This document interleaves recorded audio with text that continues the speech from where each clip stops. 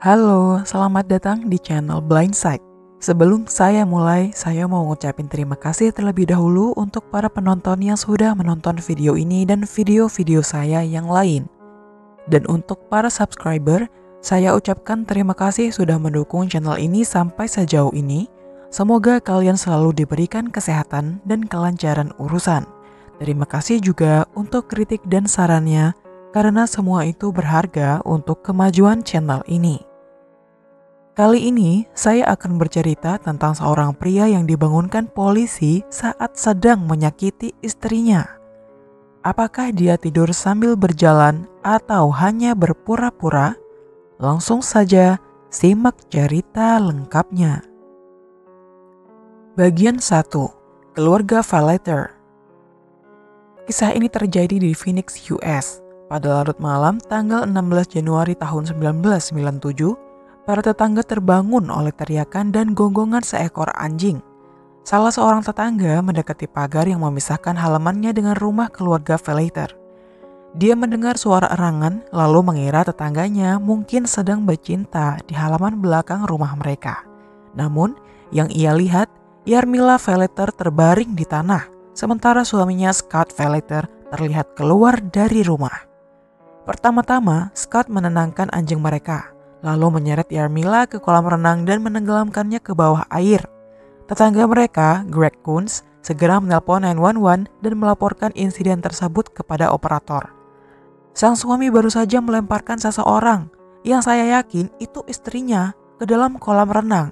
Lalu sepertinya dia mendorong istrinya untuk tetap di bawah air. Ketika petugas 911 bertanya apakah pasangan itu bertengkar, Greg Kunz menjawab dia tidak mengetahui dengan pasti. Polisi tiba di tempat kejadian dan menemukan Yarmila Falater yang berusia 44 tahun mengambang di kolam renang. Tubuhnya telah ditikam beberapa kali. Scott Falater dan kedua anak remaja mereka masih tertidur di dalam rumah. Ketika Scott terbangun, dia tampak bingung melihat kehadiran polisi di rumahnya. Saat ditanya berapa orang yang tinggal di dalam rumah, Scott menyebut bahwa ada 4 orang, yaitu dirinya, istrinya, dan kedua anak mereka. Anak-anaknya menyatakan jika mereka tidur dan tidak mendengar kejadian apapun. Polisi membawa Scott Falater ke markas besar kepolisian dengan harapan dia akan mengakui perbuatannya terhadap istrinya. Namun, Scott tetap tidak mengaku. Bahkan saat dia diberitahu kesaksian tetangganya yang melihat kejadian itu, Scott mengatakan kepada polisi bahwa dia tidak ingat pernah memasukkan istrinya ke dalam kolam renang. Meskipun demikian, dia tidak menyangkal terlibat dalam kematian Yarmila, tetapi Scott terus bersikeras bahwa dia tidak ingat pernah melakukan perbuatannya. Hasil otopsi Yarmila kemudian menunjukkan bahwa dia telah ditikam sebanyak 44 kali dengan pisau berburu dan terdapat tanda-tanda air di paru-parunya yang menunjukkan bahwa dia masih hidup ketika diseret ke dalam air. Bagian 2. Somnambulisme. Scott dan Yarmila bertemu di SMA, lalu menikah saat masih kuliah. Keduanya menyelesaikan gelar sarjana mereka dan melanjutkan untuk mendapatkan gelar master. Scott mengambil jurusan teknik elektro, sedangkan Yarmila mengambil jurusan pendidikan. Dia juga bekerja sebagai asisten guru prasekolah. Pernikahan mereka berjalan dengan baik hampir 20 tahun. Keduanya secara aktif terlibat dengan gereja Mormon. Tidak ada sejarah kekerasan dalam pernikahan atau pelanggaran kriminal yang pernah dilaporkan. Setelah menyelidiki latar belakang keluarga itu, para penyelidik bingung mengapa Scott tega menghabisi istrinya, Yarmila. Polisi menggeledah rumah dan properti keluarga Falaters. Di bagian belakang mobil Scott, polisi menemukan sebuah wadah plastik bening berisi pakaian yang berlumuran darah dan sebilah pisau.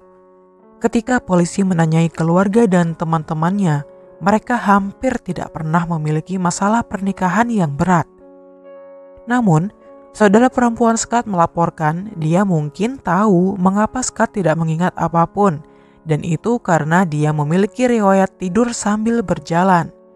Ketika mereka masih muda dan tinggal di Illinois, Scott pernah tidur sambil berjalan, dan ketika ia berusaha menghentikannya, saudara perempuannya itu justru terlempar oleh bantingan Scott. Berjalan dalam tidur juga dikenal sebagai somnambulisme. Ini adalah kondisi perilaku di mana seseorang yang sedang tidur nyenyak dapat berjalan atau bahkan melakukan tugas-tugas yang kompleks sambil tetap tertidur.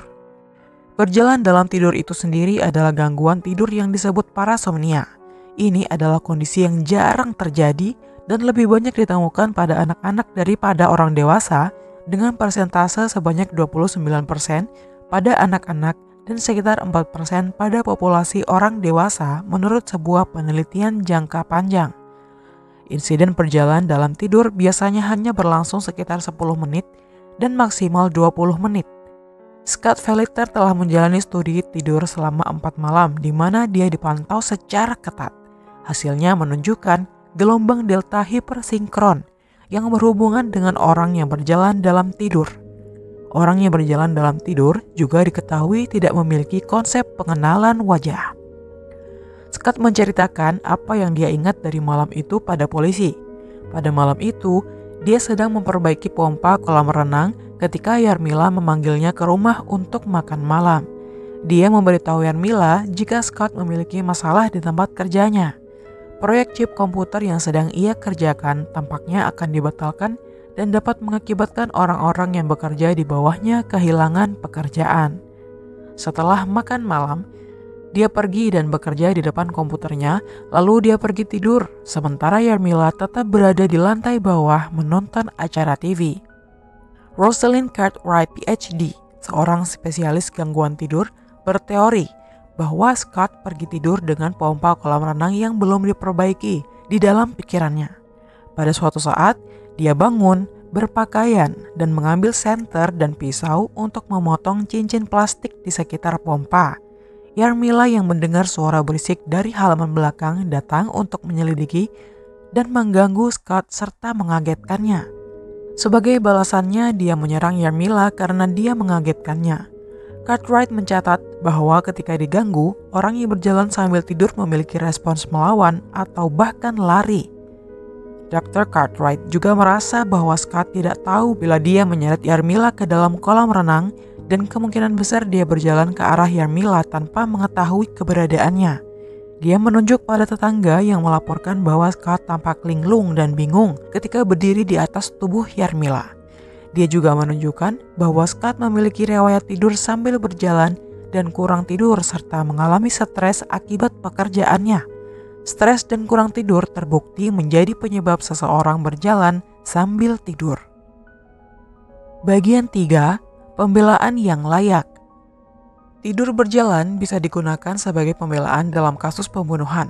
Ada beberapa contoh kasus yang berhasil menggunakan pembelaan itu.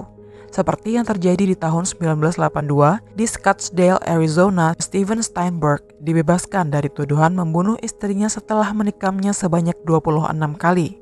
Steinberg mengklaim bila dia tidak ingat telah menikam istrinya karena dia sedang tidur sambil berjalan. Jadi itu merupakan tindakan yang tidak waras.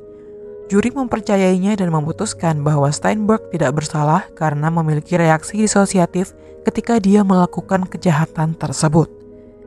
Melalui penyelidikan, polisi menemukan bahwa Yarmila tidak senang dengan jumlah waktu yang dihabiskan suaminya itu untuk kegiatan gereja. Scott juga menginginkan lebih banyak anak yang tidak diinginkan oleh Yarmila. Dalam budaya Mormon, memiliki keluarga besar adalah hal yang biasa. Sampai-sampai Yarmila sempat mempertimbangkan untuk bercerai dengannya. Negara bagian ini kemudian menyewa ahli tidur mereka sendiri, yaitu Dr. Mark Pressman. Mereka ingin sang dokter melihat perilaku yang dilakukan Scott pada malam kejadian. Pressman menolak penelitian tidur selama 4 hari karena dia merasa gelombang delta juga dapat ditemukan pada orang yang menderita sleep apnea. Dia juga mencatat bahwa orang yang berjalan sambil tidur tidak dapat membedakan siang dan malam sehingga Scott bangun dan mengambil senter. Dr. Pressman merasa bahwa Scott secara sadar menyadari apa yang dia lakukan malam itu sebagai bukti, yaitu dengan terlihat oleh tetangganya kembali ke dalam rumah untuk mencuci tangannya, kemudian melepaskan pakaiannya yang berdarah dan memasukkannya serta pisau ke dalam wadah plastik, lalu membawanya ke bawah dan memasukkannya ke dalam bagasi mobilnya. Scott juga membalut luka di tangannya dengan plester Dia juga terlihat oleh tetangganya sedang menenangkan anjingnya yang menggonggong meskipun Scott mengatakan bahwa dia tidak ingat bahwa Yarmila berteriak padanya. Dia menyentuh air dingin yang seharusnya membangunkannya dari tidur sambil berjalan. Secara keseluruhan, Dr. Pressman mencatat 65 perilaku yang dilakukan Scott yang tidak konsisten dengan seseorang yang berjalan dalam tidur. Semua kejadian ini meyakinkan jaksa penuntut bahwa Scott Falater terjaga dan tidak berjalan dalam tidur seperti yang diklaimnya. Bagian 4. Persidangan. Pada bulan Mei tahun 1999, Scott Falater diadili atas tuduhan pembunuhan tingkat pertama. Dia mengaku tidak bersalah. Jaksa Juan Martinez mengemukakan teori bahwa Scott merencanakan untuk membunuh istrinya dan menyamarkannya sebagai tindakan dari penyusup tak dikenal. Pembelanya berusaha membuktikan bahwa Scott tidak bersalah karena dia sedang tidur sambil berjalan pada saat kejadian. Mereka berencana untuk memanggil sejumlah ahli gangguan tidur dan saksi karakter untuk mendukung Scott. Setelah anak-anak tidur pada malam kejadian, Scott meminta Yarmila keluar ke halaman belakang sekitar pukul 11 malam. Dia kemudian menyerangnya dengan pisau, meninggalkannya terluka parah di dekat kolam renang, sementara dia naik ke lantai atas untuk mengganti pakaian, membersihkan diri, dan membalut tangan yang terluka. Scott menyimpan pakaian dan pisau dalam wadah di bagasi mobilnya sebelum kembali ke dalam rumah. Ketika dia kembali keluar, dia menyadari bahwa Yarmila masih hidup. Scott menyeretnya ke kolam renang dan menenggelamkannya. Saat Yarmila ditemukan, cincin kawinnya tidak ada di tubuhnya. Proses pembunuhan ini memakan waktu sekitar 1 jam. Jaksa percaya bahwa rencana awal Scott adalah membiarkan Yarmila di kolam renang dan berharap anak-anaknya yang menemukannya keesokan paginya, tetapi rencana ini digagalkan ketika tetangga menelpon polisi. Jaksa juga mencatat bahwa Scott kemungkinan mengetahui tentang kasus Kenneth Parks, di mana pembelaan sambil tidur berhasil digunakan untuk dibebaskan karena dia telah berdiskusi dengan seorang rekan kerja tentang kasus tersebut 3 minggu sebelum pembunuhan Yarmila. Namun, ini tidak diungkapkan dalam persidangan. Meskipun jaksa memiliki bukti yang kuat tentang kronologi kejadian dan perlakuan Scott terhadap Yarmila, mereka masih kesulitan menemukan motif jelas di balik tindakannya. Motif seperti cemburu, perselingkuhan, atau masalah keuangan tidak terbukti dalam kasus ini. Meskipun demikian, hukum tidak selalu memerlukan motif yang jelas untuk menghukum seseorang. Pada tanggal 23 Juni tahun 1999, juri memutuskan jika Scott Falater bersalah. Hakim menjatuhkan hukuman seumur hidup tanpa kemungkinan pembebasan bersyarat meskipun jaksa sebelumnya menuntut hukuman mati. Keputusan ini dipengaruhi oleh surat permohonan keringanan hukuman dari anak-anak Falater dan ibu korban.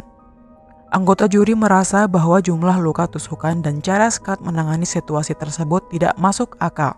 Beberapa ahli di persidangan juga memberikan kesaksian bahwa tindakan kompleks seperti yang dilakukan Scott cenderung dilakukan dalam keadaan sadar, bukan sambil tidur. Beberapa anggota juri juga meragukan kejujuran kesaksian Scott yang berlangsung lebih dari 2 jam dan menunjukkan banyak emosi. Scott Falater tidak dapat memahami bagaimana juri bisa memutuskan bahwa dia bersalah atas pembunuhan berencana, tetapi bagaimanapun juga hukumannya telah diputuskan. Begitulah akhir dari kisah Scott Falater. Terima kasih sudah menonton. Semoga ada pelajaran yang bisa dipetik dari cerita ini dan sampai jumpa di cerita-cerita berikutnya.